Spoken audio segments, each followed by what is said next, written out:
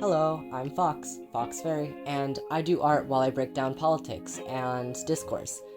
All from a marginalized viewpoint, of course.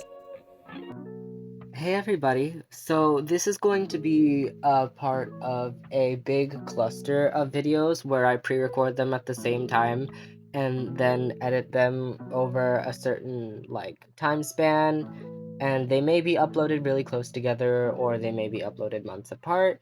It really depends on how motivated I get, but since winter break is here, I will be able to post probably a lot more often, so let me get into it then.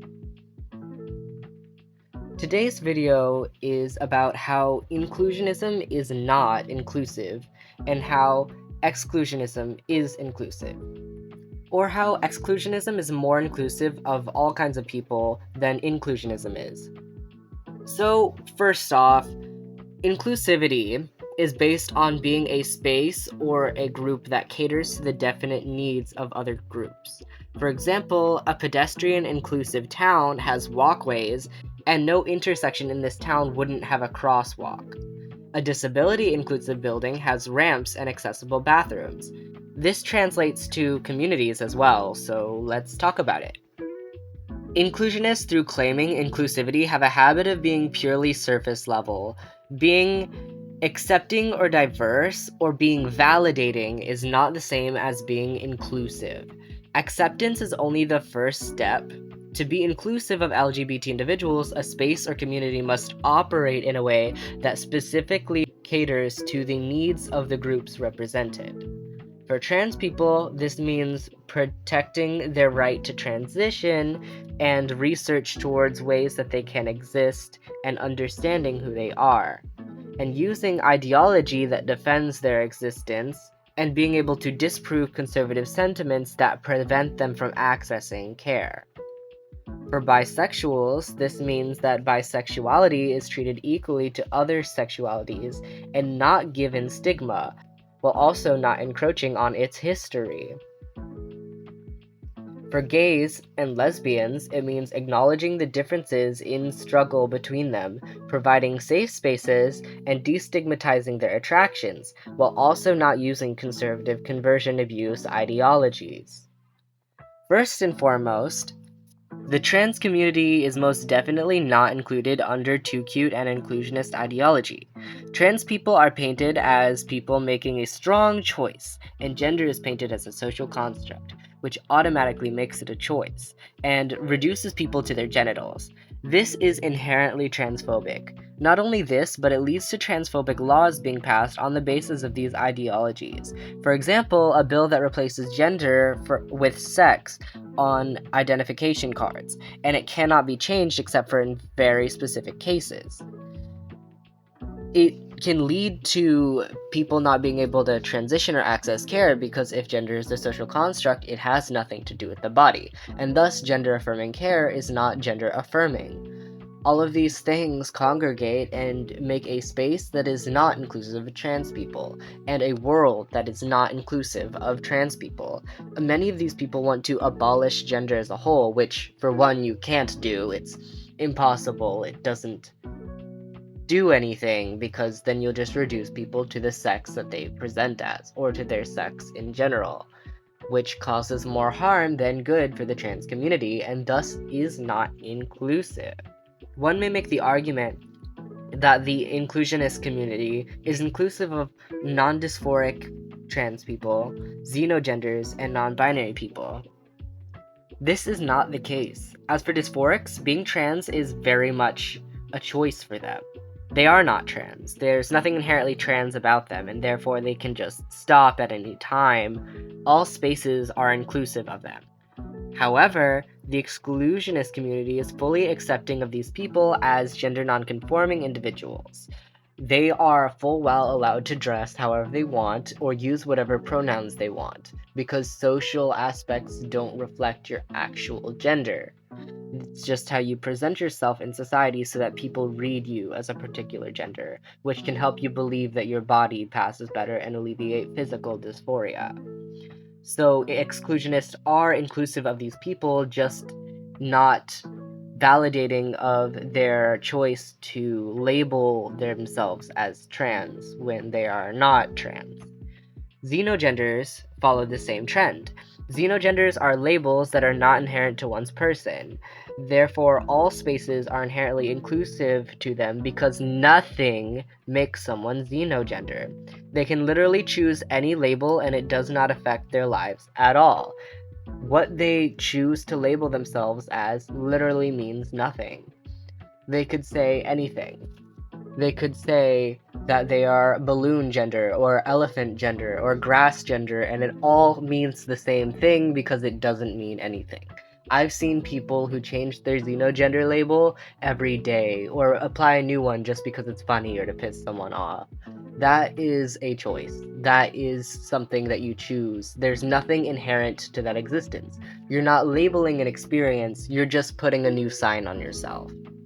Therefore, exclusionists are inclusive of these people in the sense that they do not use trans people and neurodivergent people as a scapegoat for their desire to be quirky. As for non-binary people, dysphoric non-binary people are trans and are inherently included in the exclusionist community because they fight for the ability to achieve transition, but not in the inclusionist community for the same reason that binary trans people are not included, or it is not inclusive of binary trans people in those communities. The inclusionist reaction to the bisexual community is to cover them up with a shinier, more progressive sounding label called pansexual, and they manage to derail the public perception and acceptance of bisexual people entirely and rewrite bisexual history, while fucking up the entire connection between bisexual and homosexual communities. One would claim they are inclusive of pansexual people. However, again, the only thing that separates pansexual and bisexual people is the preference of label and flag colors. So again, there's nothing that physically makes someone pansexual and explicitly not bisexual. Therefore, the exclusionist community is just as inclusive of pansexuals as inclusionists. It's just that they don't validate the label pansexual, they simply provide a space that is inclusive of their bisexuality, which they choose to label as pansexual. Inclusionists inherently ruin bisexual history and attack the bisexual manifesto while misrepresenting it, providing labels that are misleading and make it seem as if bisexuality is somehow restricted or non-fluid in the way that it acts, and it is really just very bad. The inclusionist approach to the lesbian community is actually egregious. They imply that lesbians can be attracted to men through implications like bisexual lesbian, and imply that a lesbian can be a man with implications like trans male lesbians, which is horrible as it insinuates that lesbians can be attracted to men. This is a thought process that was ripped directly out of conversion abuse, also known as conversion therapy. This is not inclusive of homosexual women, therefore, they are not including lesbians, they're simply validating them. Furthermore, non-binary lesbians are horribly non-inclusive of the non-binary community, and again pulls the lesbian community out of their contained attraction, making implications that they can be attracted to someone who isn't a woman. Again, conversion abuse. The exclusionist community is inclusive of non-binary lesbians, it just doesn't validate the label non-binary lesbian. They are inclusive of non-binary people and inclusive of lesbians. They are validating of lesbians who are not non-binary, not labeling themselves as non-binary, and they are inclusive of non-binary people who are only attracted to women, or who are attracted to women but not exclusively, using the label feminameric or trixic, but they are not non-inclusive of these people's experiences. They're simply not validating to the way they choose to label it, again. As no matter what, they can choose a label to label themselves with that doesn't change anything about their experience. They can change the label that describes them better, no matter what they like to appropriate to be for them. So their choice to label themselves in a harmful way is simply a choice that they could have changed, and it would literally change nothing for them. Which is inclusive of trans men lesbians, because trans men are not lesbians. I think this comes from the idea that people are knocking heterosexuality or being straight. Inclusionists are so scared of being cishet that they're going to mash as many labels together to be as far from it as possible. So exclusionists are even more inclusive in that sense because they're inclusive of straight people, because they are inclusive in validating, because they are validating of trans men who call themselves straight instead of lesbians. The unique way in which inclusionists address gay men is actually quite appalling. Consider the way they handle gay issues is "shut up, Mr. Privilege," which is pretty stupid. Normally, whenever gays bring up their issues with being shoved in with everyone else and being forced to share their identity, they get met with aggression. This is the exact struggle that I used to deal with back when I identified as a man. This isn't inclusive of gay men. In fact, it's pretty exclusive. Exclusionists, on the other hand, boost gays and recognize their identity as separate from that of lesbians, bisexuals, and asexuals, a completely unique identity, thus more inclusive of gay men. It seems that the way that inclusionists address gay men pushes their identity into the "we are all you" box. "Oh, I'm so gay," says the non-binary lesbian. It's not inclusive of gay men because it allows their existence to be appropriated for everyone else. They don't get their own identity, and then they mask it under, "oh, gay men are privileged, so fuck you, I guess." Which isn't true because gay men have less rights in many countries than lesbians do. It's just not good treatment of a community which has so much stigma against it. This is why we have communities like Gays Against Groomers and LGB Drop the T. This is why we have issues like gays kicking trans people out of their bars and other spaces, because they feel they have no way to experience their identity, so they push people out of their overarching spaces, because at least then they can have some sort of community with people who share at least some of their experiences. Instead of all gay groups being consisted of mostly people who don't share the same exact experiences as them, or don't share similar experiences with them, who don't share the things that they don't experience, and don't share the things that they do experience. It's horrible, and that's why we have issues like this, because gays are seeking out community in any place they can find it because of the way that the mainstream community treats them. The inclusionist debate on asexuality had me worried when I first learned about it. Inclusionists like to shoehorn groups and their struggles into the LGBT community without actually thinking about what issues those groups struggle with and how to fix those issues. Asexuality is a unique experience in a community that is not based around gender. A community that is based around gender isn't very helpful to them. They have no legal challenges based around gender, and the only issues that face them in particular are social discrimination or workplace discrimination, in the chance that they do come out, which they wouldn't have to functionally, because all they're doing is not being attracted to people. Inclusionists don't really do anything about this, and instead just tell them they're valid and move on, whereas exclusionists, on the other hand, recognize our differences and respect them, while also not including cishets in our community. We also provide spaces that are equally validating to the asexual experience as a whole, just acknowledging that it is on its own not LGBT. In this case, neither group is truly inclusive of asexuals. Functionally, neither group does anything to benefit them or to make their struggles lessened, but both groups are equally validating, which, to be fair, doesn't really mean shit.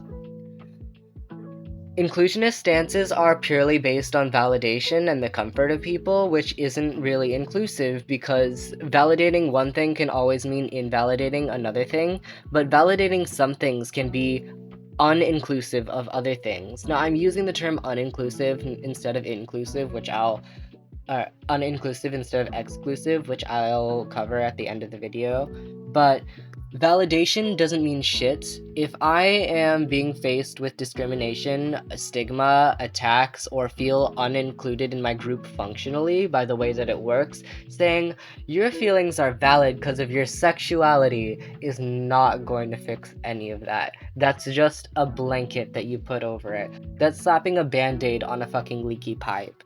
That's not how you deal with issues.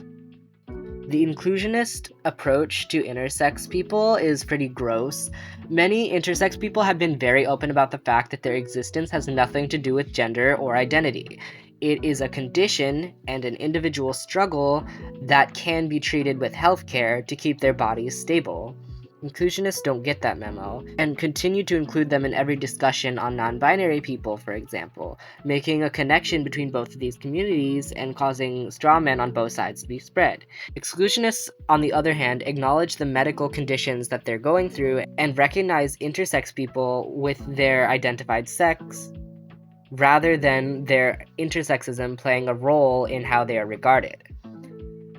Which is very important. We don't compare them to non-binary people. We don't compare them to anything but who they are. People who have a medical condition. Since inclusionists don't push for medicalization like we do, they are actually not contributing to any research or any kind of understanding that could lead to them being able to achieve better treatment if they choose to get it.